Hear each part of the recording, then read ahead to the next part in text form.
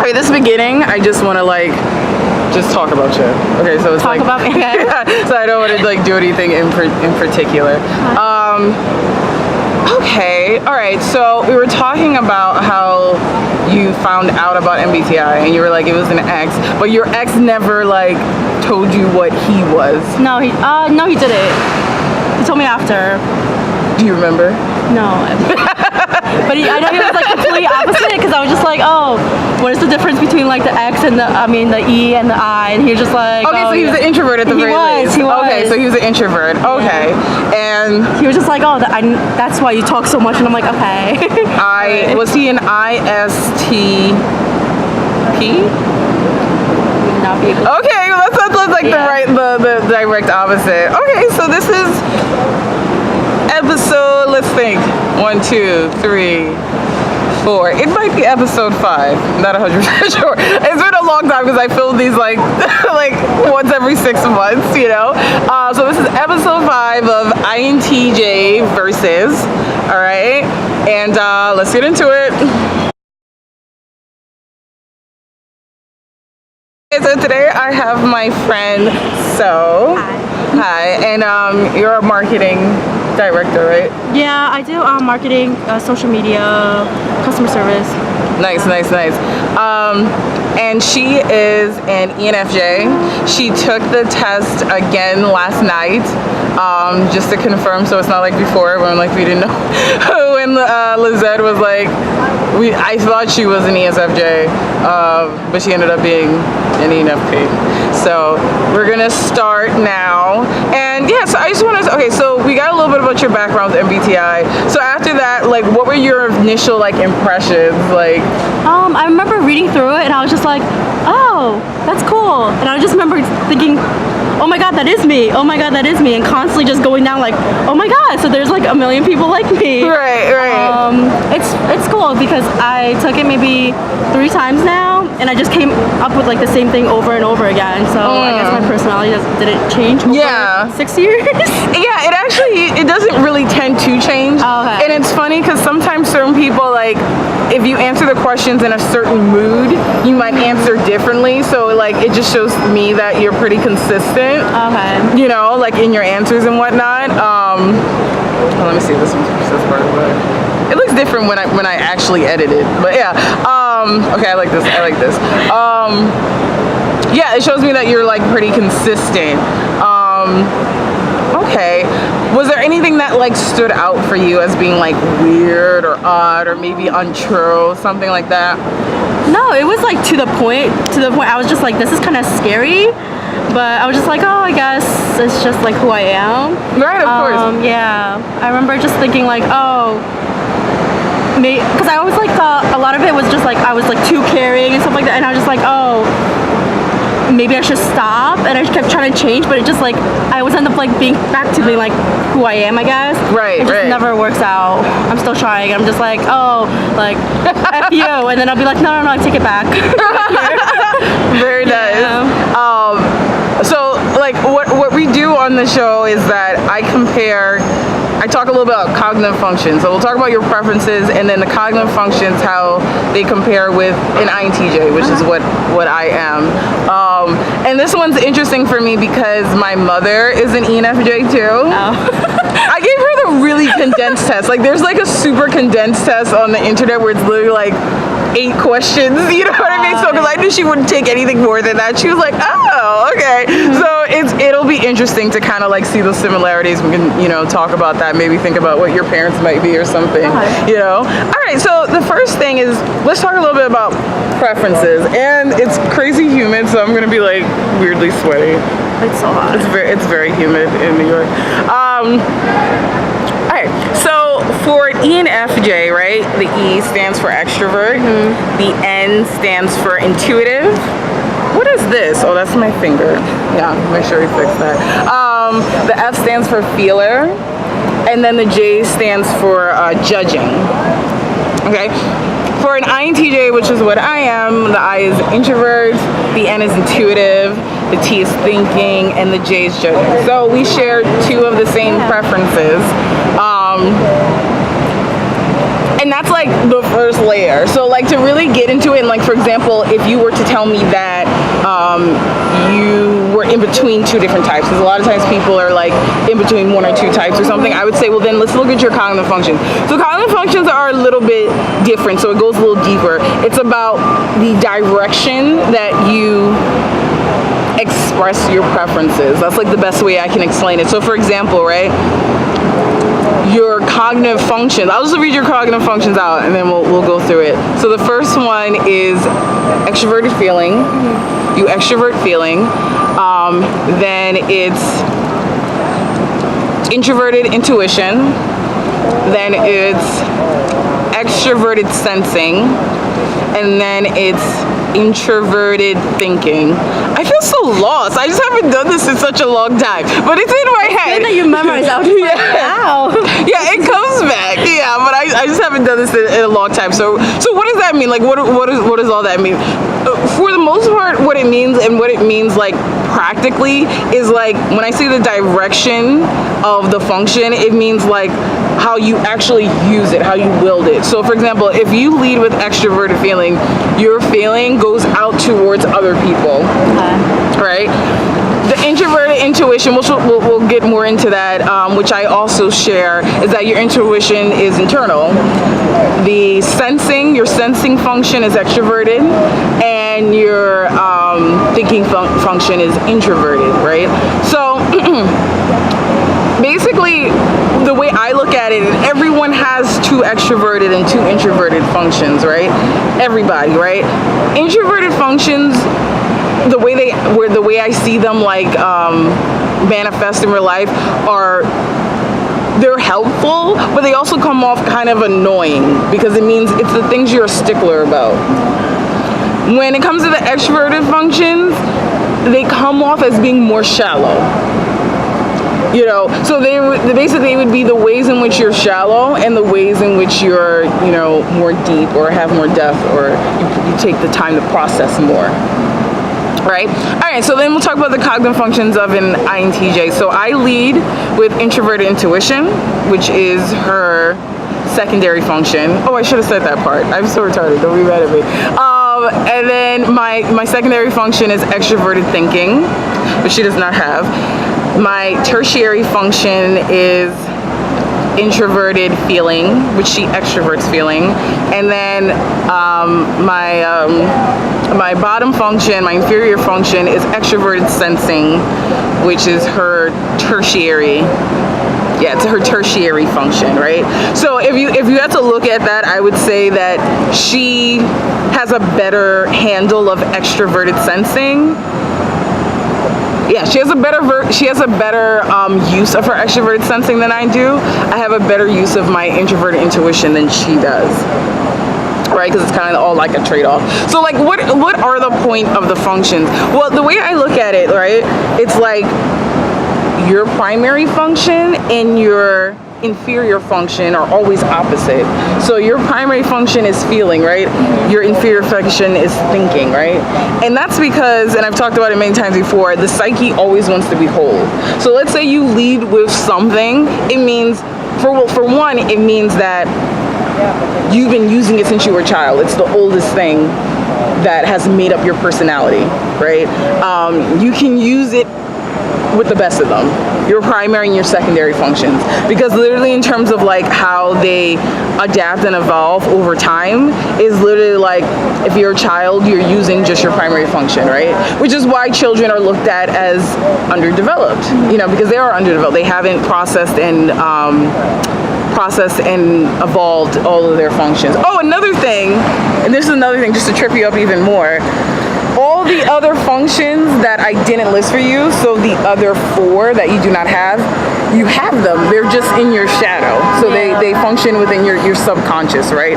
So they're definitely things that you don't use it in the best way, because it's literally the way your subconscious is like functioning behind the scenes.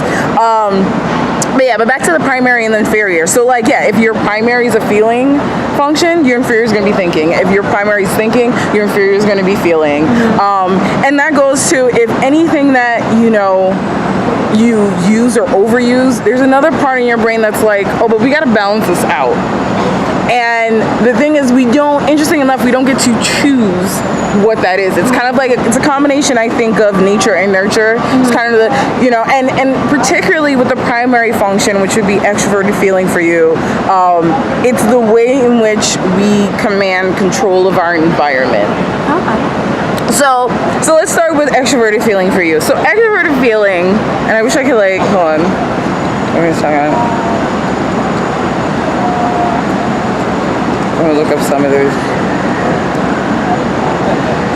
My mother also being an ENFJ. And you know what's interesting?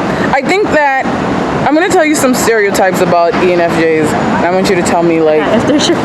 yeah. If I fall into it. Yeah. Okay. Bossy. Oh, I am.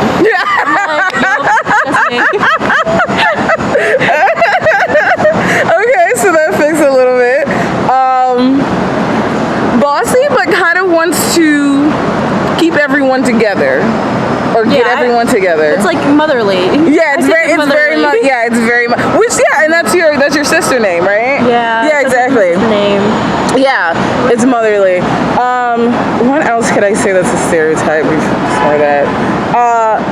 Do you think sometimes you judge a situation before you've actually processed it?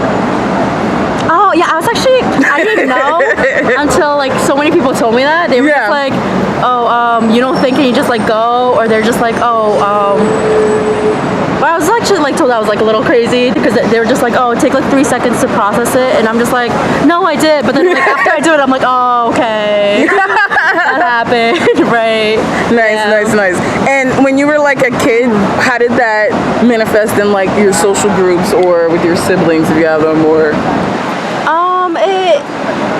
It really changes on the outcome of everything, because when it comes to arguments, I would just go and I wouldn't think, so my mouth would just run in a way. Right. And then my sister would be like, can you take a lot of people would just be like, oh, take 5 minutes and then think about it. And then when I thought about the situation, I'm like, oh, okay. Because you start thinking about everyone else's side, and you're just okay, maybe they're right. But then I'm a little stubborn too, so I'm just you know what? No, I'm still gonna argue it anyway. That is so my mom. Oh my god, I love it. I love that.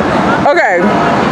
Oh, this is interesting. So here is a definition for extroverted feeling. So it's called the harmonizing function, and that's because it helps us to understand and empathize with the moods and emotions of others.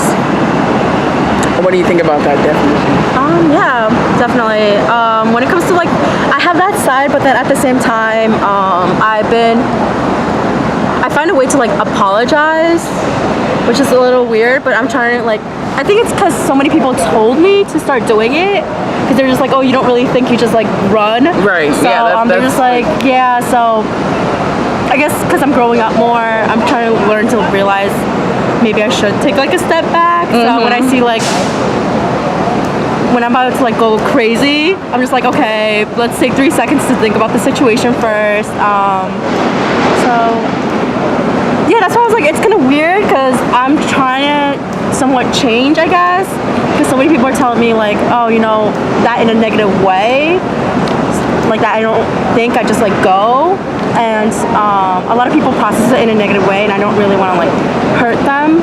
So I'm trying to change, but it's weird because every time I take the personality test, I still turn out to be the same thing. That's why I'm just I mean, it's ingrained in who you are, so that's why I was asking when you were a kid, was it more so was it high? There's just red balloons going to the sky. It was just really weird. There's another some kid must have. It's 5 of them I saw. Were you the one that was the leader of your group growing up? Yeah, and I always am. Yeah. I'm any group project, I was this is what we're gonna do. Yeah. And it's my way or the highway, get out. The same thing with my job. I'm still new because I just started, but still I'm just this is how we're gonna do this. And they're just are you serious? Do you know it? I'm look, it's the right way. I don't know, but it works. Right. The thing is, a lot of time my way works, so I think that's why I just never learned to Right. do other stuff. Right. 'Cause I'm just like, oh, it never did me wrong, so why should I stop? Right. And the thing is that if you, and that's the judging function, which I mean, I talk about it so often, but it's like judges are ones that are organized and take charge, if I just have to be simple about it, and will be the ones that are like, the leaders of group projects getting things done, and then also frustrated if other people are like slacking, right? Oh yeah. And that's something that we both share in common because we're both judges, right? I wonder if I should talk about. Oh, this is what I wanted to say. I wanted to say that the primary function is the one that you utilize best. So just that spirit that you're telling me about, you should utilize it. The only thing is to balance it with the counterbalance. Yeah. And the counterbalance comes from the secondary function, and which for you is introvert intuition. So that, I'm gonna give you a definition for introvert. Okay, introvert intuition is defined as the ability to grasp and get a sense of a pattern or a plan. Information that's usually hard to understand and dissect is easily processed through introvert intuition. Okay. So you're behind the scenes subconsciously gathering information about your environment and what needs to be done, and then it gets externalized through your feeling and judging process. So your process as an intuitive is behind the scenes mentally. It's kind of like, when people tell you to like sleep on something, you're one of the people that would work for. Like sleeping on like a big decision or a big, like anything that you need to, if you sleep on it, your subconscious will give you an aha moment. And that's the way, if I had to like just say what introverted intuition is, I would say it's the aha moment. It doesn't come for everyone. And another thing, us being intuitives, and I didn't mention this before, I gotta get some sensors on the show, but so it's been all intuitives up until this point. The only thing is like intuitives, like let me see if I can give you like the opposite of that is sensing, right? So the opposite types of people, they process information in a very direct way. So through what you can see, hear, see, hear, feel, touch, taste. That's how they, sensory things, details, facts, events. But for intuitives, we can process the process going on behind what's actually happening. Kind of like having an insight to the subtext. Like someone says something, but this is what they really mean. Oh yeah. That's something that we do very easily. Very easily. And so for you, the best thing for you, and I think you probably do it, which is why you said that a lot of times your thought process on something is the way things should be done, or at least it leads you in an efficient way to get done. But if you lean even more heavy on it, you can have even better intuition and then make those dreams and plans happen in real time. So if you lean more on it, so like, for example, like the whole wait 3 seconds, take your breath thing. I think that is like helpful, especially like if you're like mad about something. But if there's something else, I think Koreans say do like multiply by double everything by 2. It's like 2, 4, 8, and I'm just like, look, I'm angry and I'm not gonna do that. I'm angry. It's very difficult. And it would be because once again, your primary process is it's literally a judging function. It's a process that will literally, if someone's like, oh, you rushed to judgment, so like a lot of that that process for you will happen a little bit later on. But if you lean on it a little bit wrong, your intuition is so strong because it's your secondary function that you really do have those answers inside of you, but it's going to take a little while. It's not going to come immediately for you, but it will come, So I think that's a very interesting thing. So like for someone like me, and I had read this too, and I talk about it often, and I still stand by it. Out of all the 4 functions, I definitely think like the one all of us are using like most correctly is the tertiary, because we only call into it as needed. Our primary, we're using it so much, it's like an overused broken iPhone. We're using it so it happens with me too. Like sometimes for me with introverted intuition, I get so caught up in my head and constantly like, it's like I'll process something, but because it's my primary function, I overprocess it and I overthink. And I stay, I stay in that space space before I move to extroverted thinking, which is making a plan for something. So I stay in that process. So for me, it's like, you might rush to judgment, but then I'll take too long to judge. And that happens to me all the time. It's very funny. There are people like that I've hung out with, and I've had people around me that can instantly be like, okay, this person's not a cool person. This person is going to be a problem. I'm like, wait, let's just wait it out. Let's see what's going to happen, you know, and let's just see this. And then the person ends up being a dirtbag. They're like, Vanita, we told you. I was like, I wasn't ready to process that. Like, I wanted to, you know, it took me a long time. So it's like, that's something that like happens to me often. But and even that could be shorted if I can sort things based on like prior patterns. So paying attention to the patterns around you, like the things that you see, like not making like repeated mistakes, makes the most sense for you, because you know this intuitively. You're able to take the information that the average person can't, and then process it and say, okay, so this is what this is, and it's gonna come off like sometimes, like definitely, like I would say ENFJs at times, like they can come off and they could be like good psychics. They could be good. I was told like I'm a really good like people person, which is why I'm like going like the whole like way what I'm doing with my career path. Just because they were just like, you could literally look at someone and within a minute you'll know like what to do, how to react, and I was just like, yeah, because I'm just like, it's weird, but like the energy and the vibe that they give off, I know how to react back to that. Yes. So that, and that's literally a combination of extroverted feeling with introverted intuition. But like extroverted feelers really pay attention to their environment, so they know how to. And that's another thing. That's your primary function is essentially your superpower. So wielding and control, it is like whatever your primary function is, it's literally, it's like I said, it's the oldest function you've been using. I don't know if it's like crazy raining though.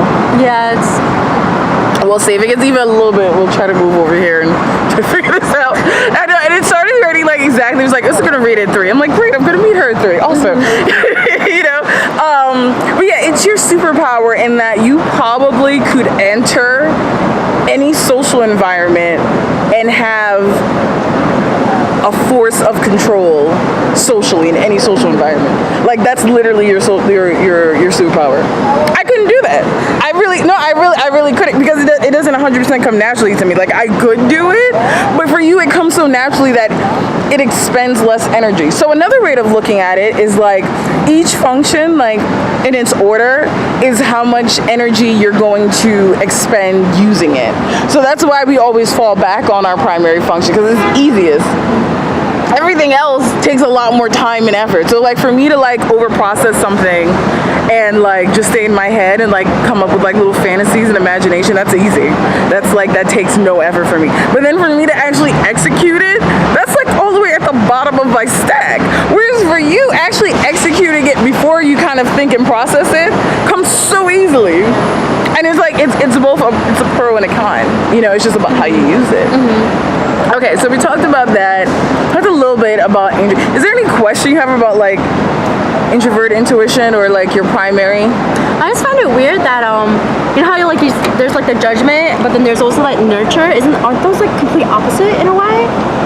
Actually, no, because once again, it's about the direction you're. Because if something's introverted, right, that means that you're basically only implying it to yourself in an internal process. Because let's say for example, and I use like a positive of extroverted feeling, which would be like you're, you know, very nurturing and like worried about your social group, like the people in there, right?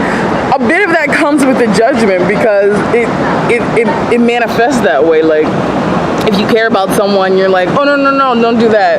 Or do this. Or this would be good for you. Or this wouldn't be. Because that's kind of part of what nurturing is. It's not really... It can be considered like coddling, but the way extroverted feeling works, it's less coddling as it is like taking care of in whatever manner that, you know, that's needed. Like if you see a deficiency in someone you care about, it's like, oh, well then let's fix this. It just, whatever that flaw is though, it may or may not be fixable, and or you may not have the tools to fix it for them. You just have the insight to know that it needs to be fixed. So it depends. If it's something within your skill set, you can help them. But like, if at any point, like if I had to give you an advice, I don't really know how you operate with your friends, but if you see something and you're like, okay, this is a huge issue, like you can't pester them to get them to change. I'll try. Yeah. Right? Yeah, it's like it's deeper than that. You know what I mean? 'Cause people have their own ingrained habits and whatnot. Like bring it to their attention, of course. Like that's but yeah, pestering. That's not gonna work. Yeah. You know what I mean? Like a lot of times people need a more nuanced approach. Like people have they're more nuanced. So that's okay. So that's primary. Let's talk about tertiary. So let's talk about your extrovert sensing, which is something we both share. I'm gonna look up a thing for. Do you think maybe it's bad having your thing there? No, it's okay. Fine. Yeah. I need a new phone. Yeah. Oh, is it the same one? Oh, mine's a little better. It's like 6S Plus or something. Okay. Extroverted sensing. I love extroverted sensing. It's so fun. So extroverted sensing is the ability to be keen to what is seen, smelled, touched, heard, and tasted. It is energized by experience and it's able to live in the moment. So like, okay, so remember when I told you a little bit ago about sensors, right? Mm-hmm. We all share all 8 of the functions. It's just about where it is in our functional stack, right? So because this is in your tertiary and not above, that's why you're not a sensor. That's why you're intuitive. It means that has a little bit less value to you. So I'll give you an example. So like for extroverted sensing is very much about experience in the moment. Whereas the opposite, like someone like my friend Aisha, right? Because she's an INFJ. She has introverted sensing, which is more about experiences in the past. So that's like the two, opposites that we're working with. Like what has more value to you? Stuff in the past or stuff in the present? And for us, it's stuff that's in the present. So that can manifest so many different ways. Like that can manifest in having a love of the arts or being really into fashion or clubbing or dancing. It also has a tendency to show up like sexually too. Like in terms of taking advantage of that moment, like being like the aggressor or the like the pursuer. So like something that I have seen, I don't know if that does apply to you, but I have seen ENFJ women, and like with my job, for example, whether they type themselves or not, they'll be the one to be like, here's my number, call me, we should go to here and here, there. Do you find that you're more traditional or you're more like take charge? I'm half and half. I think like I said, like it depends on like how they come off. So like I won't like just randomly go up to a person and like give it to them, but like I don't think I have the nerves for that. But like if I'm talking to them, I could go up to a random person and start up a conversation and then see how it goes, and then from there, if I don't take rejection well, so if in my head I'm just like it's gonna go well, then I will. Yeah, that's smart. Mm-hmm. But otherwise, like I'll wait it out and then see what happens. Mm-hmm. Yeah, I think that makes sense. Like even like that, like doing that much is with outside of my realm as like an introvert. Yeah. Like I never had like a problem going up to a random person and be like, hi, blah blah blah blah blah. Yeah, I've never had that. Yeah, exactly. Yeah, that's the extrovert side of you. Mm-hmm. Do you feel ever though, because I have seen this in my mom now that she's older, that you have a love-hate relationship with like people in general? Like do you find that you get like pissed off like quickly with people? Oh, yeah. And then like question, have you ever like cut people off? Oh yeah. Yeah, so like my friend actually, she was just like, never burn bridges, and I'm like, you know how many bridges I burned? Right? Yeah. Within a month, I burned them all. Yeah, no, that is something I did. You guys definitely, this is one thing I do envy about ENFJ. You have no problem, there's another girl in the storyline too, just being like, yeah, I'm done with that situation. It's like, how do you do that? You know, like that's like a number one thing that's like so definitely difficult for people to get out of a situation with a person that's like bad for them. Oh, yeah, no, I just block them. Yeah, block them, they do them, that and I'm like, so easily. It's like, wait, what? And like they're really done. Like it's not even like that fake done when girls are like, I'm done. And like they like text the guy. No, they'll be like, you guys are like, no, I'm done. Door slam. Yeah, I'm very salty too. So like if someone comes up to me and be like, oh, I'm so sorry. I'd be like, who are you? Hi, did we meet? Yeah. Don't cross them, like honestly, because you literally will be on the permanent shit list. Like, but it's a good thing because once again, like I said, and especially for women. Oh, that's another thing about ENFJs. Especially for women, it's hard to be perceived that way because people will use that against you in terms of like that's a quality that can be considered masculine or not feminine. Like people might, you know, feel like you should be more forgiving or more like soft on the edges as opposed to like a little bit, you know, more assertive and direct. They don't encourage that for women to be like more assertive and direct. So how do you feel like that's like? Actually, I got that a couple times. Once, like I remember my dad actually telling me that when I was little. He was just like, you know, you're not gonna make long-time friends. And I was just like, you know, Dad, there are a million people in the world. I'm pretty sure someone's gonna like me. It's fine. And when you were talking about that, it actually reminds me of like my old friend Casey. She used to always tell me that too. Yeah. To, like, always. It's like I go both ways with it because I can cut people off too. It does cause me a pain and anguish afterwards. Do you get a pain or anguish, or are you good? Depends on how close I was with them. Yeah. Because if I'm really close to them. Hold on 1 second. Let's just move back a little. I'm so sorry. We didn't record. I'm so sorry. I know where it was now. Yeah, okay. Let me record that part. It's okay. That was like 2 minutes. Okay, so you're asking right before that. I asked you if like how you feel about about cutting the person off. Yeah. Yeah. So if since they're very close to me, it does hurt. Right. But because I would do anything for them. And they know, like, if my friends, I treat my closest friends like my family. Right. And I'm really big on family, so they know if I would, like, do anything for them. But then if I would have to, like, you know, cut them off. Right. So it does hurt. I've cried a lot of times because of that. But then after I cry, I'm like, okay, I'm over it. Right. Let's move on. Do you find that once you do cut them off that you try to replace whatever their place was in your life, or do you let that happen naturally, or do you like actually seek it? I don't. Bird brigade. I would have to say like I didn't notice that until you said that now. Oh, so I guess it just naturally happens. You think it naturally happens? Mm-hmm. Okay. But I do remember my friends because when I like burn bridges with like when I think in the past I guess when I burned bridges with like my closest friends, I could make a new friend really quick. And right, they make friends very quickly. Yeah. I had my friends tell me like, oh, I guess you replaced this person with this person, but that like never stuck with me because I was just like, oh, I'm just. You're not consciously doing that. Yeah. But you're just naturally like a like friendly person. Mm-hmm. This is what I wanted to ask you. I wanted to ask, do you have like a back and forth where you're like, and when I talk about people, I mean people in the most general way possible. Where like sometimes you're like, oh my God, I hate living here, working here, being with people. Oh yeah. And then, okay, tell me about that. And really like, fast. And then what happens? Is it like no, we're good because they're not over here. They're like over there. That's why I moved because I don't even see poop around here, but I saw it over there. Yeah, so how does that process happen for you where like... It happens really quick. My best friend who knows me since like 7th grade, he'll be like, oh, he's like, it's weird because you're a people person, but then you could just be like, I hate everyone. Yeah. Real quick. Yeah. That happens a lot. I guess if one person like really frustrates me, then I just hate everyone. Right. And it takes a while for me to be like, okay, I can talk to people now. Yeah. It actually happened this morning at work. Someone, like a customer really pissed me off. And then I was just like, I'm done with everyone. I'm done with the world. I need to like quit. You know, I was just like overthinking. Yeah. Like I need to go back to sleep. I'm like, I need to clock out. I need to like walk away.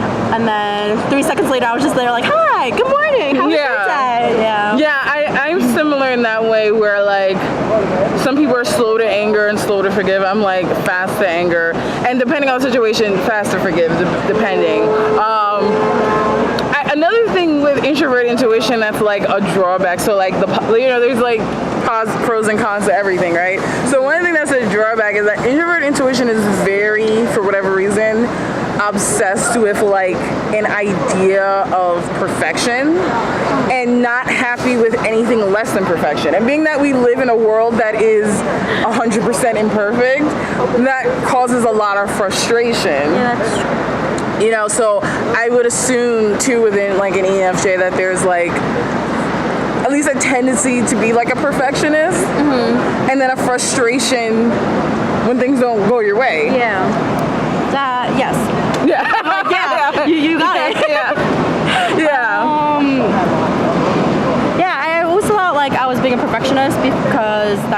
that like my parents pushed me to be. But it is true because if I don't get like everything perfect, it really frustrates me. I used to be that person who would like cry over a 98 when everyone else failed because I'm like, I didn't get that 100. I'd rather fail than get a 98. Because for me, in my thought of thinking, it's like I was so close, but I'm not there, and that really frustrates me. Right. So it's difficult because I think you can like mentally or like logically, I could be like, I know the world isn't perfect. I know the universe isn't perfect, but just the fact that there is something more to reach to in every scenario, it makes me, I naturally want to reach towards that thing, right? Now, whether that's like within my reach or not, that's kind of not the point. So in one way, it makes you ambitious, but it also can give you a little bit of a complex because a lot of times you're not going to reach the highest level of something. You know what I mean? So it's something to kind of think about. I'm not going to sit here and act like I've conquered my perfectionism streak, but one thing I do know about being a perfectionist is that it will stop you out of like pure fear for doing something. So like sometimes like there's certain people I know where like they feel like, oh, I don't look good enough, I can't leave the house today, or I can't go here, I can't do this because everything's not perfect. And it's like sometimes you just need to like let that go so that you can enjoy an experience just because it's an experience to have. Yeah, I remember because I wanted to go to the medical field a lot, and I was just like, yeah, Dad, I think I'm just gonna like be a nurse or something. And I remember my dad was just like, no, aim for like the highest. And I'm like, no, I don't think I'll make it. I'll make it. Yeah. And then because he was like, why don't you just reach for the highest goal, and if you don't make that, you'll still be up there. And I'm like, no, I want to make a goal and then make that goal. Right. That's another way of looking at it. Like actually, if you take the goalpost and you move it a little bit closer, you'll get a positive feedback loop because then you would have achieved that. Yeah. And then you can keep achieving stuff as opposed to making like the goalpost all the way over there and then stopping short and being like, well, fuck it. If I can't do that, I'm not going to do anything then because I can't get that thing. Yeah, exactly. Right. So I think that you took a good approach. I don't know, you're not like going towards medicine at the moment. Right. But like whatever you're doing in your field, like just keep making those small frequent goals as opposed to like, yeah, I call it like, I would always be like, oh, I guess I'm a realist because I'm just like, I can't think of a goal I can't achieve and then like set that as my goal. Right. And if it is, I'll be like, no, it needs to like slow steps. Slow steps, yeah. I mean, how do you eat an elephant? One bite at a time, you know? That's the word. Yeah, it's like, I don't know how you do that. No, I'm just saying, like, if someone looks like how you have to eat this up, you'd be like, you have to take a bite first, right? And then you have to keep doing that. So I think that's something that's good, and that like, like within ourselves, just as humans, like there are healthy and unhealthy like parts of us, but like I can already see like you're like an overall healthy ENFJ. Like you seem to have a good overall control. She's like, I don't know about that, but the thing is like, it's funny to me because since I'm so like, and I know a lot about types, and I can pretty much type anyone after talking to them for a little bit, I can see people giving into their negative tendencies that are like unique to them or unique to their type, and it's like, it sucks because I'm like, oh, I wish like you had a better self-awareness so you know how to control that urge when it comes, like whatever those negative urges are to like indulge in something that's going to sabotage you or your relationships. So I feel like you have a good overall self-awareness. Okay, so let's see, extroverts. Let's talk about extrovert sensing a little bit more. Sometimes don't worry, I have another battery, so we're good. Sometimes with extroverted sensing, I see two things. Like I see a little bit of a tendency to always prefer like the finer things in life. Sometimes it may look a little snobby. Have you ever heard that?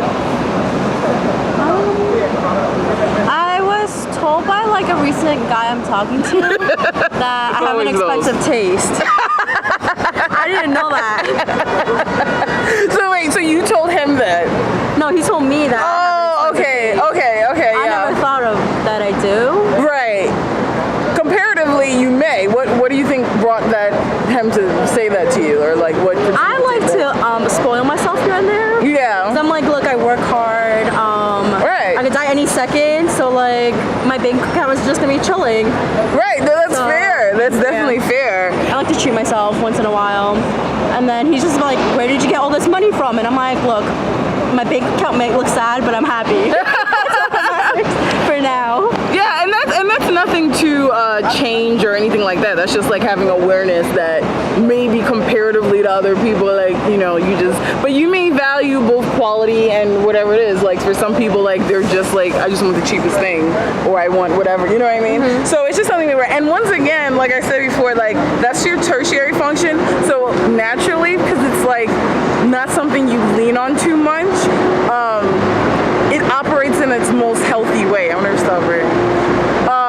But one thing I do see, and now since we're getting to the last two, is the tertiary and the inferior function. We do reach to it in times of stress. So do you find that like when you're stressed out, you're like a retail therapy person? I'm always stressed.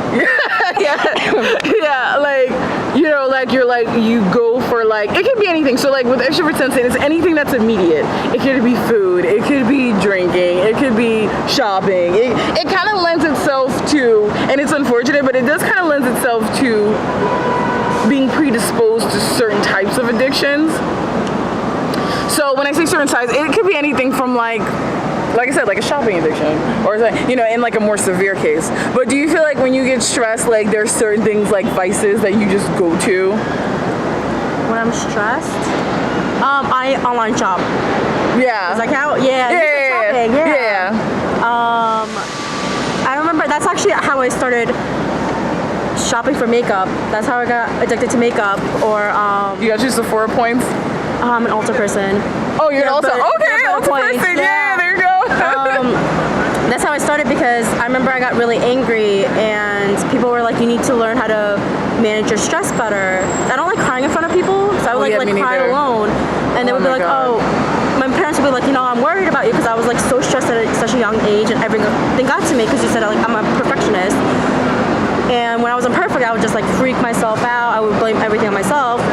And I remember taking a walk, and then I started with CVS. And that's how it all started. I just started shopping for makeup, and then every time I got stressed, I just started buying more makeup. I have so much makeup. Hold on, I just want to stop this. And then we can go. So like for her extroverted sensing is her tertiary. So like we said before, okay, it's running, okay. As we said before, your tertiary is definitely the one function that it's kind of perfect. It's like you don't use it too much and you don't use it too little. You use it just in the way it was intended.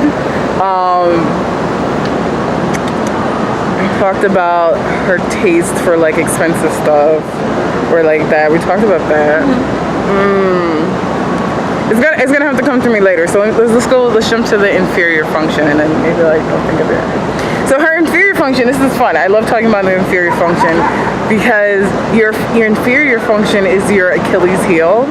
It's kind of like, the way I like to think of it, it's a little bit like a reverse funnel. So like, it's like, if you look at it from the other side, so like the big part of the funnel is your primary and the small part of the funnel is your inferior. It's kind of what's driving your personality, but you don't know it. So like for you, so like introverted thinking, hold on, I'll look it up. And I can say right now, when I think of introverted thinking, because I actually have the opposite, I have extroverted thinking, right? I can't stand introverted. You know, and it's like, this is one thing that helped me with my mom and stuff. Are you a person, just as the question, are you a person that like, if there's like, you're building furniture, like you get some IKEA stuff or anything like you like to build it yourself? No, I can't. No. Interesting. So like you always have someone like build it for you? The thing is, I want to. So I see where you're getting at. Yeah. I want to try. Yeah. Because I'm like, oh, I don't need like instructions. I can do this. Yeah. But then I know I can't in the end, so I give up. Because I remember, I actually remember my sister and I, we were gonna build. We had to build our own little cabinet kind of thing from IKEA. And my sister was like doing perfectly fine, and I was like, yo, I've got this, but I couldn't do it. I guess I'm like not a handy person. And my sister was just like, she was done, and we were building literally the same thing, and I was kind of like copying her too. I remember copying her, and I couldn't do it. And then my sister was like, do you want me to do it? And I was just like, no, I got this. And I was just like, who needs furniture anyway? That's funny. Yeah, because I'm going to give you a definition for introverted thinking. So, introverted thinking is a function that is primarily used inward. People with introverted thinking want the world to make sense in a logical manner. They form an internal framework of how the world works. It is constantly being modified and improved through life experience and experiments. I'm going to tell you right now why I don't like introverted thinking, right? I don't like introverted thinking because think about this, right? So like I use extroverted thinking, right? Once again, always think about the extroverted functions as being geared towards other people and as being a little more shallow, right? So the way I look at it, someone with introverted thinking, instead of just accepting like proven like fact shit, like they want to test it themselves. That's a great thing. But yeah, it's a great thing, but it's, as you can see, can be very annoying because you have to go through the process for you to understand it, for you to even accept doing it, no matter what the benefits are. I think that's where people say I'm stubborn. Yeah, it's very stubborn. It's very stubborn. And so when I see people with it, like I respect like someone with introverted thinking that wields it very well would be like Albert Einstein and people like, so like, yeah, it definitely has a positive influence in the world, but like on an interpersonal level, it's so annoying because literally y'all will have your own facts about shit and it'll be like, wait, can you explain that to me? And it's like, no, but it makes sense to you. That's all that matters. Yeah. And I feel like, no, don't do that. Like literally, like if you, and it's like anything, if you go too deep into any function, it can be detrimental. But that's why it's annoying because like I can tell someone something with introverted thinking, but if that doesn't go with their understanding, their framework of it won't make sense. No. Yeah, it doesn't. That shit is crazy. Like, how do you operate like that? Like I said, it's like my way or the highway. That's the takeaway here, folks. Pretty much. That's it. Right? Oh my god. But like, how do you even like? This is a genuine question that I don't know. How do you like support that with yourself? Like, how does that fly with you? Like, you know that you've done something and you're just forcing people to accept it. Like, how do you reconcile that with yourself? It's kind of like if you keep nagging at them, they'll give up. So you just keep going. No, it's very true, and like part of that is like, and the good part about it is it's experiential. So like it's about like going through the process yourself, like walking yourself through the process that you guys do, which is really cool. Exhausting to me because I'd rather just skip to the end and it's like, okay, how can I apply this? So instead of like focusing about how to apply things, you guys are focusing on like the what and the how. So it's like I could be over here like, okay, now we're on step 12. You're like, no, but we have to like walk through the other steps. It's like, why would we do that? Yeah, actually, when I think about something, I always think like, oh, if I were in their shoes, how would I go about it? Yeah, that is very true. I need to know like every little detail. I need to play out A, B, and C. Very detail oriented. And maybe a D, just in case. Yeah, very detailed where it's like, oh my god. And so yeah, like it can go both ways. Like there's a positive and negative to it. But what's most important to look at is it being in your last slot. It drives. Oh, I just had a hunger pang. I should have ate. It drives your personality because it's the exact opposite of your primary, which is the extroverted feeling. So how does that manifest in everyday life? Well, I'll tell you this. If you were to think of like each one of your functions as like participants in a car, right? Like, so like your primary function, the extrovert feeling, is the driver. Then the secondary is in the front seat, the passenger side. And then the tertiary is like the teenager in the back. And then the baby, the little, is the inferior, right? So it's like you're not going to use it as well as like an INTP or an ISTP. Mama. Yep. Okay, continue. Yeah. You're not. Yeah. Just like they can't use their extroverted feeling as good as you do. Where it is helpful though, in its placement, is that your type are really good teachers. Good teachers, good mentors. Because you overall always have people's like best interest at heart. I was actually told to be a teacher. Ever since I was little. And I tried, and then I realized I hate children, so I couldn't do it. There you go, keeping it real. Yeah. No, I remember,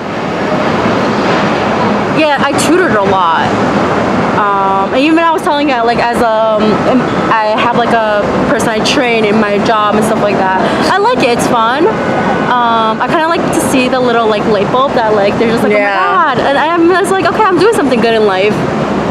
But then I hate children, so. Yeah. No, that's fair enough, and that's I'm very like short in my patience, so. Yeah, no, definitely, and I think it's funny because like some of the, I don't know if you know my little sister Sparkle. I do. And she's like a teacher, so it's like it's one of these things. It can go either way, but I think like overall, like even if you're not doing it in that way, I think that even like just like on a mentor level, like that's something that you can always do. That you're just like naturally good at, you know, whether it's and even to go further than that, consulting. Yeah, I was also told I'm a really good like person to listen to, counsel. Yeah, definitely counsel. Yeah, just something to look at in terms of like how to wield that. But yeah, so in a way, it's like, and especially in times in your life where you feel like you're leaning too heavily on your primary function, is where you'll spring back to the other side where you're like, okay, I'm doing too much feeler shit, so I need to go the other end now. I need to be cold and logical because I have to balance that out. So it's the same thing for me. Is like if I go through a burst where like I'm too in my head, too much imagination, then I'll overcompensate it with some sensory shit to balance out that. Because like anything, the psyche always wants to be whole. It never wants to be fractured or like disjointed. So it's gonna like try its best to like, and another thing is our tertiary and our inferior functions get better as we get older. So you'll be able to wield it better and become more balanced, as you get older and as you think. So like I think that if there's one point of improvement I could say for an ENFJ is that they've conquered the ability to have control over their environment and to influence their environment, but their final frontier is control and influence of themselves to themselves. So like figuring yourself out and also how to manipulate yourself to do the things that you want to do that feel out of your reach. What do you think? Something to look forward to. Yeah. No, we all do because that's the thing. Like it's all about moving towards that point of balance so that you have a good, like you can kind of like, you can function in every type of environment, whether it's like a peaceful environment or a hype environment or environment where you don't have any control or environment where you have a lot of power. Like being able to be like your truest self in every single environment. Like that's what we're all like, striving to. So overall, as like a general stereotype, that would be the thing that ENFJs need to work the most on. So that could be temper, but it could be anything. It could be anything that feels like it's out of reach for you. You have those abilities, and using these different things, using your intuition, using your people skills, and using your internal locus of control is what's going to help you to like do those things where you're like, oh my God, how am I going to get this done? How am I going to get this done? Like you have those tools, and those are the tools like afforded to you. Any thoughts? The future is bright. It's bright, but once again, like I said, you have to conquer that. So like for example, for me, because my inferior is introverted feeling, it's my tertiary is introverted feeling, and then my inferior is introvert sensing. It's still a battle in doing things, like even with my birthday when you guys were like, oh, you're gonna do something else, like it's not go out and not, like that's just my default because it's easy. But ultimately, that's not what's gonna make you a well-rounded person. Like you kind of have to have a balance in every area. So it's definitely a struggle for everybody. But just keep working on it because you have the tools. What I like about my experience is they've let me know what I'm naturally inclined to do, like my tendencies. So that helps me have a better idea of like how I'm gonna make things happen. Like I'm a planner. Like you might be a little bit more spontaneous about certain things. Like you know what I mean? And then that's the way it's gonna work for me. And your type doesn't change throughout your lifetime. Your type doesn't change, but you do get better command of like every function as you get older. So like realize things more. Yeah, realize things more. Yeah, and I think, like I said, the best thing for you is just that increased self-awareness of like your own patterns and your own tendencies, what makes you tick, what sets you off, all that sort of stuff. Like that's like the best place for like improvement. Okay. Now we're gonna go to our last part. So this is the Bernard Pivot questionnaire from the Inside the Actor Studio questions. It was originally from his French series, but yeah, everyone knows it as the questions James Lipton asked at the end of Inside the Actor Studio. So I'm gonna ask you questions, and then whatever comes to your mind, hit me with it. So the first one is, what is your favorite word? I don't have one. Oh, you have a favorite word.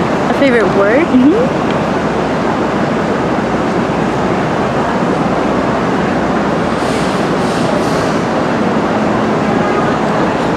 Is it like your favorite thing? Like a word that like you love the sound of something, or like? I'm not a big like spelling vocabulary word person. I never was. Okay, interesting. Okay. Well, then I don't know if this is gonna work because the second one is, what is your least favorite word, or like a word you hate? Moist. Does that? Yeah. Really? Yeah, no, that's like a pretty common one. Yeah, yeah. A lot of people say that. A lot of people don't like moist. What turns you on creatively, spiritually, or emotionally?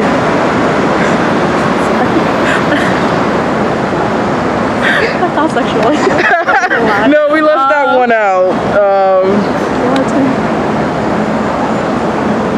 What turns me on?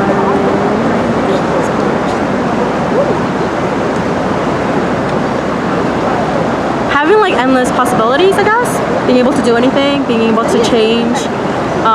Like you said, like better yourself. Just having the opportunity. Yeah, cool. And similarly, what turns you off? Narrow-minded people.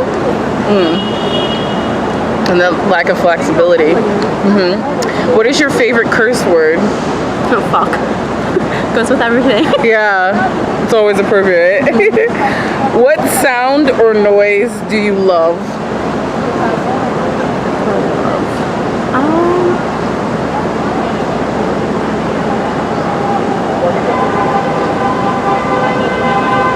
This, okay, so I don't really like cats, but I love the way they purr. Okay. Yeah, I'm more of a cat dog person. over here. Yeah, no, fair enough. You love a cat's purr. Okay, hold on. What sound or noise do you hate?